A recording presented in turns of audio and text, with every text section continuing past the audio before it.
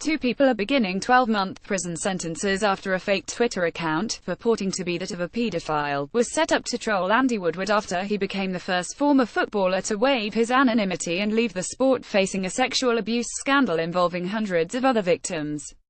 Woodward, the former Crewe Alexandra, Bury and Sheffield United player, whose case led to the Football Association commissioning an independent inquiry, was targeted by a bogus account using a photograph of the man who abused him in the 1980s and calling itself the Nonce. One message showed an animation of the abuser repeatedly sucking on a lollipop and saying, "Hi Andy, fancy popping round mine." Other messages included "I'm feeling horny," and "I'm back fuckers." A second account was also set up purporting to be the same man. Woodward, who has been diagnosed with post-traumatic stress disorder, was placed on medication because of the uncontrollable feelings and emotions and instant flashbacks he suffered after Lewis Hawkins targeted him within 2 days of the former player telling his story in the hope it would encourage others to follow. The last available figures, up to the 28th of September, show that 748 victims have come forward and 285 suspects have been identified, with 331 clubs impacted and Operation Hydrant, the specialist police unit, receiving more than 2,000 football-related referrals. In one of the few cases where internet trolling has led to prison, Hawkins has now been told he will have to serve 6 months, with arrest on license, after what the judge described as a sophisticated operation to make Woodward believe it was a genuine account. The victim was in tears as he told Chester Crown Court about the devastating effects on his life.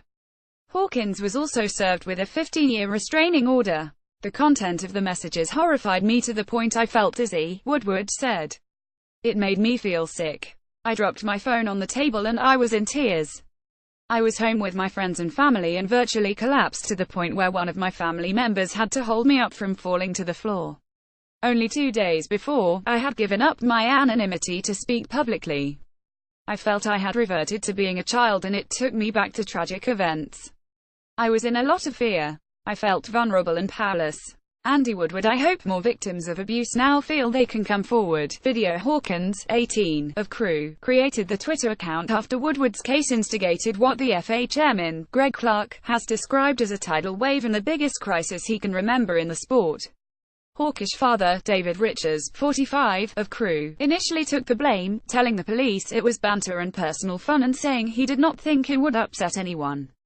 Riches described himself as having a cruel sense of humor but eventually accepted it was a bit out of order. However, Hawkins later confessed he had sent the messages and admitted he had asked his father to accept responsibility for what the judge at a previous hearing, Patrick Thompson, described as a deeply disturbing and unpleasant case. In a police interview, Hawkins said, "I was so bitter about my own life I thought I would try to upset somebody else's." Hawkins and Riches pleaded guilty to a charge of perverting the course of justice. Hawkins also admitted a charge under the 1988 Malicious Communications Act of sending an indecent or grossly offensive Twitter message that was intended to cause anxiety and stress. Riches, who previously went by the name David O'Brien and had a number of previous convictions for dishonesty, shoplifting and public order offenses, was also informed he would have to serve half of his sentence, with the remainder on license, after the court was told he took the blame to cover for his son. Hawkins had asked his father to have my back and was described by a probation officer as being unaware of the word trolling and not having any real knowledge of the problems around that, and the way the internet is increasingly used to terrorize people. The teenager described himself as not right in the head after losing his job and a number of personal issues.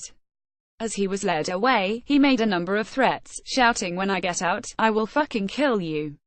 Riches apologized to Woodward. Speaking after the case, Woodward said, "I have no doubt the intention of the person who sent these messages was to cause significant harm to me. I have had several months of online abuse and feel totally devastated about the lengths that people will go to over the subject of child abuse. Nothing, however, compares to what these messages did to me. It has affected the way I use social media and I do not really go on in much anymore to avoid any more upset and distress to me and my family. I also hope this case will act as a deterrent to other internet users and they will see the huge damage it can do to people's lives."